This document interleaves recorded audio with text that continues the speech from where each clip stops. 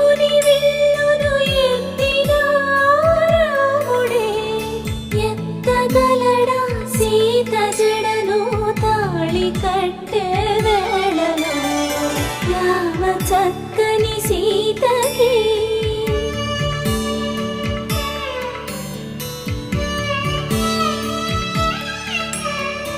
ఎర్ర జాబిలి చేయి రాముడేడని అడుగుతుంటే చూడలేదని పెదవి చెప్పే చెప్పలేమని కనులు చెప్పే నల్ల పూసైన